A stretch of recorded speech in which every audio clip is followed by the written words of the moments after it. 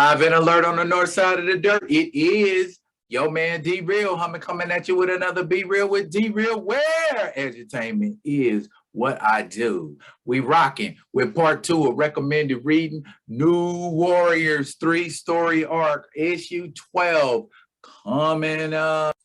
New Warriors, number 12, part 2 of 3, Forever Yesterday. Mutant Rebellion. It looks like we're going to get to see the Juggernaut in action from this cover. Let's get into it.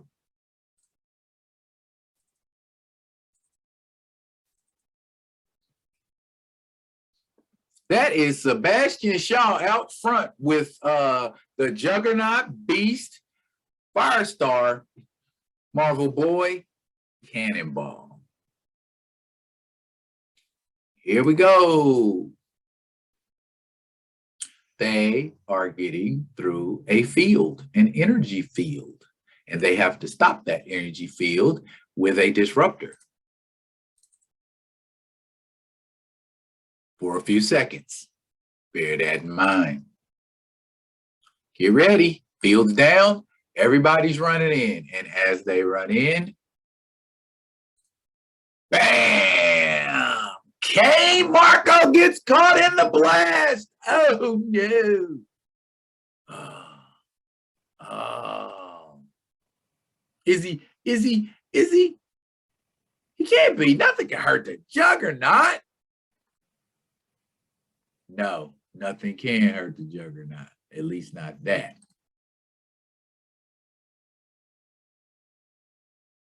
Yeah, Beast is wondering if a weak field does that. What would have happened to your butt if that field had been fully charged, bruh? And here come the looky-loos. Call themselves trying to stop somebody. Oh, Cannonball handled him by his damn self. By the way, for those of you that don't know, when Cannonball combusts and fires off, he is in effect invulnerable, or at least invulnerable enough to do that. Piece of cake, gang. They can't stand up to my blast field. They'll be in real trouble when we hit them all at once. Remember, Sam Guthrie's from Kentucky. That's why I'm talking like that. And here they are on Makoman/Manhattan Island. And in Avengers Mansion in Makoman, the Sphinx is chewing the Avengers' ass. Vital information pertaining to the mutant detainment field around this island, as well as troop movements across the world, has been obtained by the Mutant Liberation Front. And what have you done about it? Nothing. Yeah. So Cap, tries to do what Cap does and explain stuff off. Horace is sitting there like, I don't care nothing about what she's saying. Look at him. Like, forget her. I'm finna go chill with my two-tone wife. See, who's inking? Who's coloring? Why is Storm's face white and her skin black?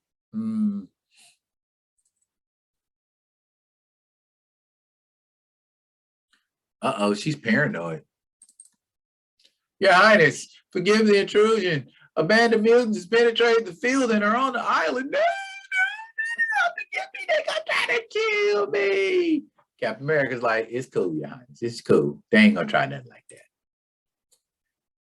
The most viable option would be for them to take down the field generator on the Upper West Side. See, in every reality, Cap is a tactician.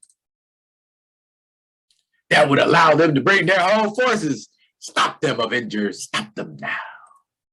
And off the Avengers go. Has Nova been contacted? I sent him the signal. He should pick up on our coordinates. They're like, yeah, we're going to need all the help we can get. Meanwhile, Horace is excited. He's like, do not underestimate the opponents, Scepter. I do not. The full godly might of Horus is prepared to be unleashed in the coming conflagration. He uses words like conflagration.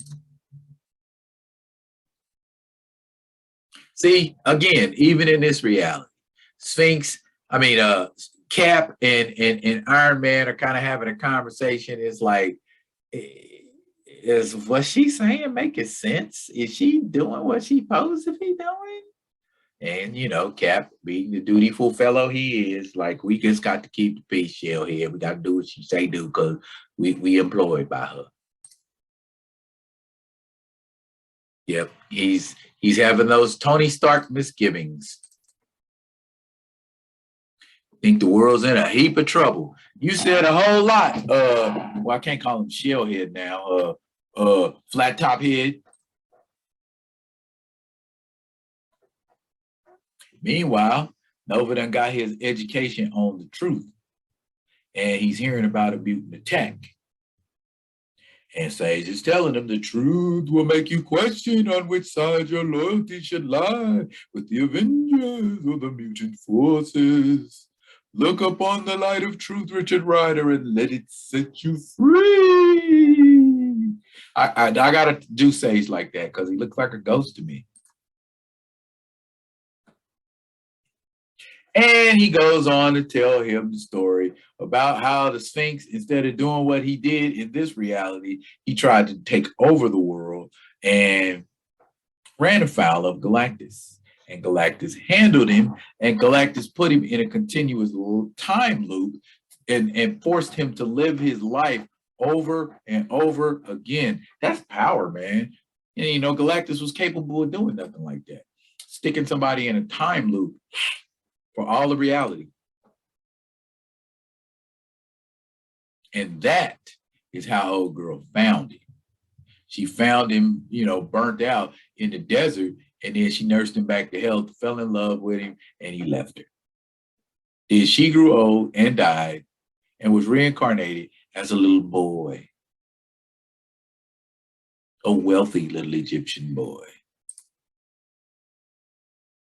And she just kept repeating realities, reborn finally as a woman who grew to marry the Pharaoh. And this perpetual reincarnation continued to occur so that she could be reunited with her love. And Nova eventually runs afoul of the Sphinx. The Sphinx is actually one of Nova's chief foes. And that's what he's telling him. Indeed, Nova, in the real world, the Sphinx was your deadliest foe. The very fact that you survived numerous encounters with him is a testament to your courage and honor in any time. So basically, she wants the chance to love the Sphinx and live happily ever after in one of her reincarnations. Now, he shouldn't have any compunctions about whose team he should be on.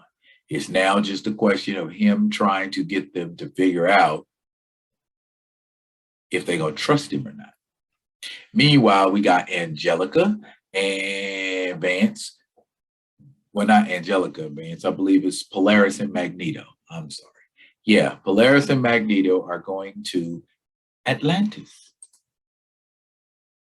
And they are speaking with King Namor and his cousin Namorita, who in this reality are not the offspring of a human and an Atlantean. Namor is full Atlantean in this reality. I'm sorry, that's Emma Frost. Okay, so underwater, magnetic bubble, telekinesis, we can communicate. Got it.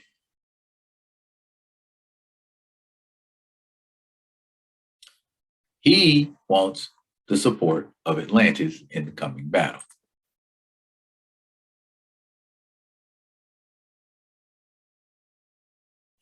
And they're going to discuss it because his whole thing is once they're done with us, where you think they're going next? Meanwhile, Reed Richards, Dwayne Taylor's daddy, Franklin Richards, are all in the house, and boom, boom, boom, boom, boom, boom. Everybody gets capped, even little Franklin, man. But Dwayne Taylor manages to live. Looky there. Even in this reality, he has got to watch his parents get murdered. And his buddy Frank. Franklin, whatever you want to call him. And he got to the service elevator. And he's getting revenge. That's how he feels. And here comes the force. Juggernaut steps in and Zakata. What a Zakapatoon. Man, Mark Bagley, you coming with the sound effects, or Fabian, whoever did that. Zakapatoon. Wow. Avengers assemble.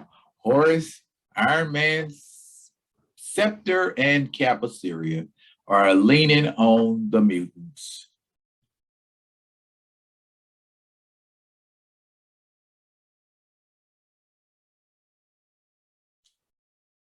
Juggernaut said it's the fight he been dying for. See how much of a god you really are. Watch out, though. Juggernaut's beat up some gods. He gave Thor all he could handle at one point. Uh-oh, Beast being pressed by Scepter, but ever the scientist. While you are still in your electromagnetic form. Little iron disrupted her field. She didn't like that. And here's Cap Assyria making the mistake of punching Sebastian Shaw. And even while he's socking him, he's trying to, oh, why don't you work with me? We can make this world a better place. And that is a very good analogy that Sebastian Shaw has given him. The world is in flames and you believe a glass of water would douse it. Take that, Captain America. Ooh, he just kind of backhanded him. Made blood come out his mouth too. Like, you make me bleed, bruh. I'll make you bleed. Storm and Angelica going at it. Say he hate to ditch him, but he got things to do. And here comes Nova. He ain't paying attention. Whammo! To the ground.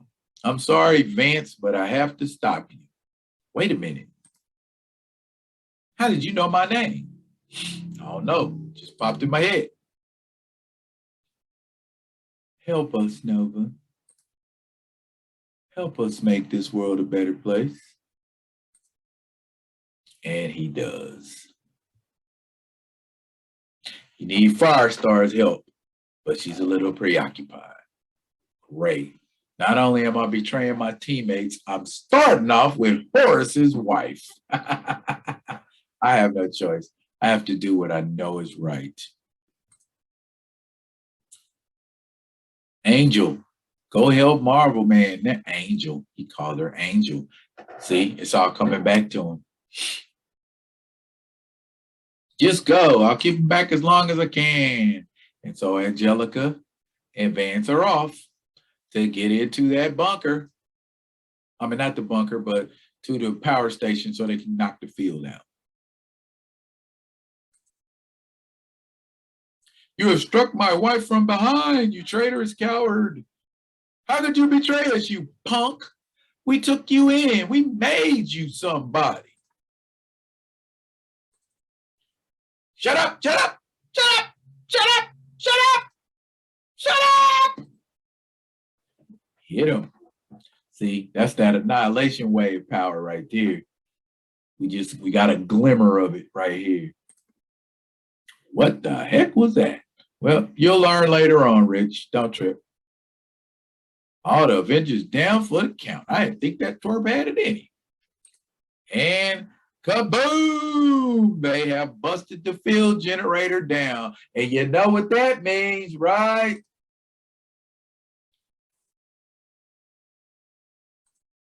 Mutants upon mutants upon mutants are coming in. Havoc with no shirt on. Adam Warlock with no warlockness. Polaris.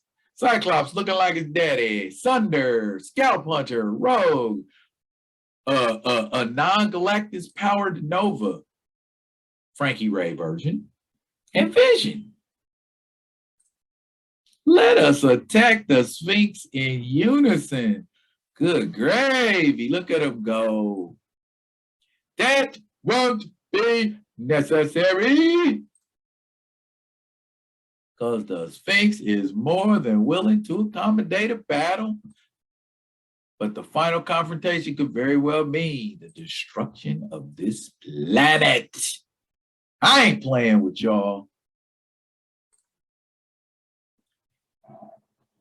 A bunch of mutants, the new warriors, and potentially the Avengers against a reality-altering Sphinx.